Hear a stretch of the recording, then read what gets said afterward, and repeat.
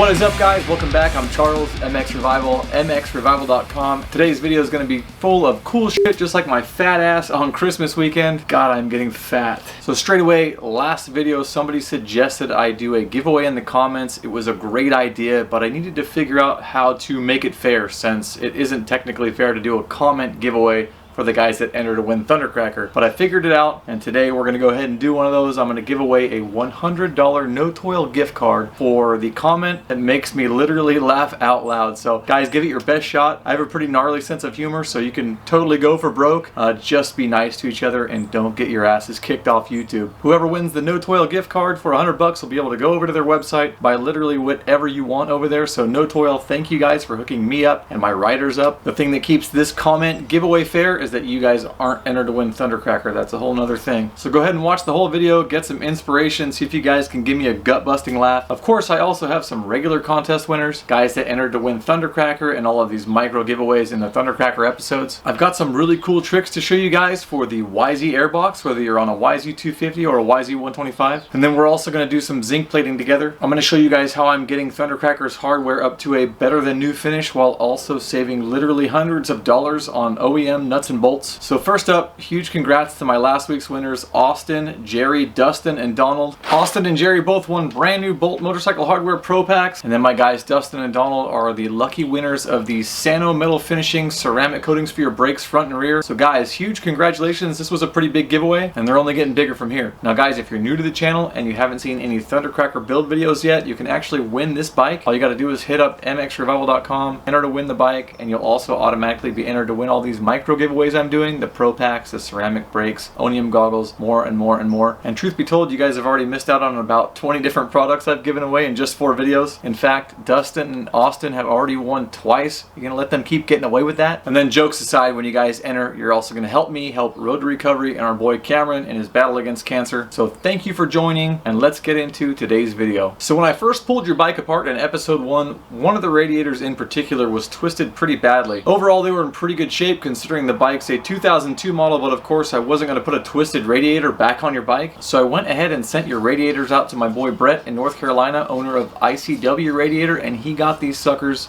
so laser freaking straight, it is unbelievable. They are completely square, and when you throw the radiator louvers on, the plastic that goes on the front of your radiators, all of the bolt holes and all of the pins line up perfectly, like it couldn't be better. And then I went ahead and threw these suckers in the vapor blaster, got them nice and shiny for you guys. I polished up all of the little crush sleeves, cleaned up all the rubber grommets, and of course some custom zinc plating on these radiator hose clamps. And then last but not least, I have a really cool set of white plastics for these suckers. Something you don't see every day, so these are looking pristine. You guys got to check out Brett at ICW. The dude is a aluminum wizard. He can extend your tanks, gusset your radiators, obviously straighten them. Just check them out. Unbelievable work. Brett, thank you for being a part of this build. And so next up, guys, we have your airbox. Now, truth be told, the airbox core on the O2 was pretty beat up in this area. It was deeply gouged, scratched badly, and being a little bit lazy, I just went ahead and bought a brand new one. But I picked up a cool little trick in doing so, and that's a hack I have for you guys that are in need of a YZ airbox. And what's really cool about this particular build's airbox is that, as you can see, I have the white sides. I started by drilling the O2 style airbox sides off this airbox core, and then as you can see, I installed this white set. These are some airbox sides that we import from Artec of Italy, and what's really cool is that Yamaha hasn't released a YZ250 with a white airbox since 2001, so this is really cool. This is really unique for this build. And another awesome detail is that Artec even includes white rivets when you get the white airbox sides, so everything's really cohesive. Just another nice touch, and you know it's all in the details. So back to that hack, if you guys are in need of a new airbox core and you're gonna do what I did, go ahead and just buy the O2 style, the O2 through 14, because it'll run you about $80, whereas if you were to purchase the 2015 through 21 airbox core, it'll run you about $130. So the airbox cores are identical, and if you know you're going to be ripping your sides off anyway, go ahead and spring for the O2 through 14 style airbox and not the newer one. You'll save about $50. So I thought that was a pretty cool trick. This is going to look so sick inside that white frame, and you might bring it home. Next up on the roster, I spent some time rebuilding your brakes, your front and rear calipers, your front and rear master cylinders. These have all brand new guts, and as soon as they were back from Sano, I was able to get everything going. One more cool thing I did was I updated the rear master cylinder to a 2010 YZ450F master cylinder. cylinder. And what that does is it actually deletes this remote reservoir that's found on the O2s, and better yet is a full bolt-on mod. So if you guys are trying to delete this old brake fluid tank on your older YZ, probably 02 through 04, something like that, you can actually just grab a YZ or YZF modern rear brake master cylinder and it bolts right on. The part numbers for the brake pedal are the same. Everything bolts right up, works perfectly. No cutting, drilling, welding, any of that stuff. And so in doing that, we drastically updated the looks of the rear braking system. Next up, I went ahead and bolted on some of my favorite Bolt motorcycle hardware axle blocks into the swing arm. Aside from looking great, another reason these kick ass is because they eliminate the need for 2 wrenches when you're adjusting your rear wheel. With your stock or typical axle adjusters, you need a 10 and a 12 millimeter wrench, and you're doing this little dance trying to get them in there without the bolt spinning. Or if you're a KTM guy, a 10 and a 13. But the axle blocks from Bolt actually eliminate the jam nut, and so the blocks and the threaded portion of the adjusters are all one piece, and so all you need to adjust them is one 10 millimeter wrench. I really love that. And as you guys already know, Bolt only makes fasteners, and Uncle David Bolt told me he was able to justify this particular piece because technically it was a fastener, so that's a really cool little factoid from the horse's mouth. And these even came with a little dash of anti-seize, which is great. I think we've all been there. We've had a stuck axle bolt adjuster or one that broke off, and it just sucks. On the last build, the T1000 CR250, somebody actually broke the bolt off in the swing arm, and they didn't bother to extract it. They just rammed a brand new one in right on the side of it, so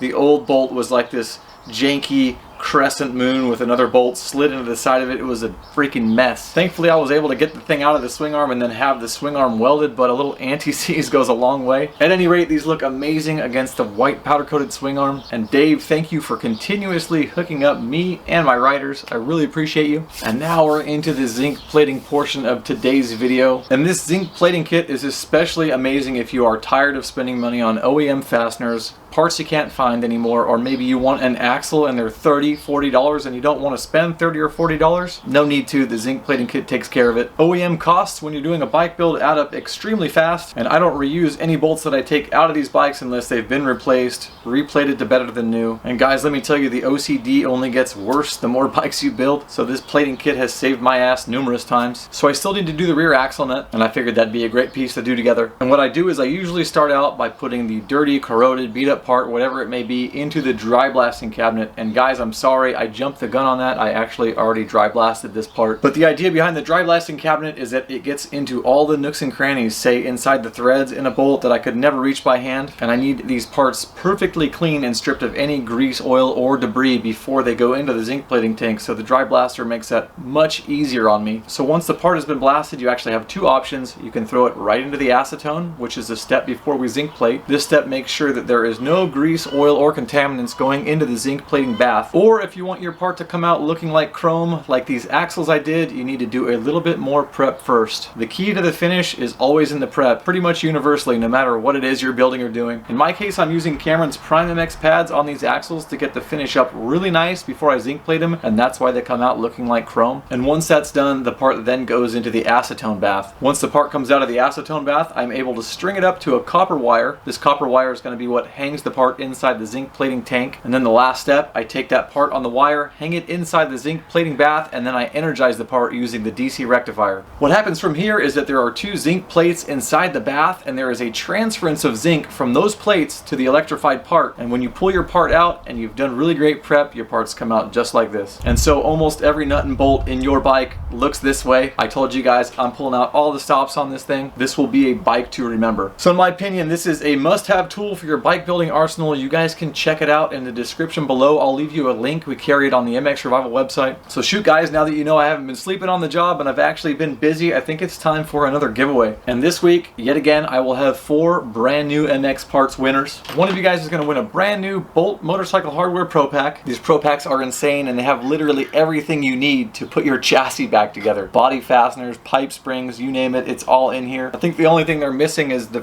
freaking axles and the engine mount bolts. Another one of you is going to win a Phoenix Handlebars care package. That's going to be a t-shirt and a brand new set of grips. These are my favorite grips. They're super cozy, and every single set Comes with free gold safety wire. That's going to come in very handy on Thundercracker soon, and you'll see why in future episodes. And then my third winner is going to be bringing home a fully custom brand new set of decals from Decal Works. I have the decals. They look so sick. I'm not going to show you guys everything just yet. Sorry about that. But one of you guys is going to win a brand new set of graphics. These suckers are super thick. They last forever. And I can't thank you guys at Decal Works enough for being a part of this build. I will have some more decal giveaways in future episodes. So if you don't win this time, don't worry. I have many more sets of decals coming, along with a ton of other stuff. And then my fourth and final winner, now that you have some inspiration after watching this video this far, I want one of you guys to make me laugh super hard in the comments. One of you is going to win a $100 No Toil gift card for anything on the No Toil website. So give it your best shot, see if you guys can make me laugh. And now if you haven't entered yet and you're sick of missing all these giveaways, and like I said, there's going to be more, get your ass over to mXrevival.com, enter to win the bike and all these parts all the way through. You can't keep letting Austin and Dustin win all the giveaways, and I'll make it easy on you guys. If you made it this far and you're still here, go ahead and smash this link right here. Get yourself entered. You are not going to want to miss another one. So I appreciate you. Thanks for watching, and I will see you next time.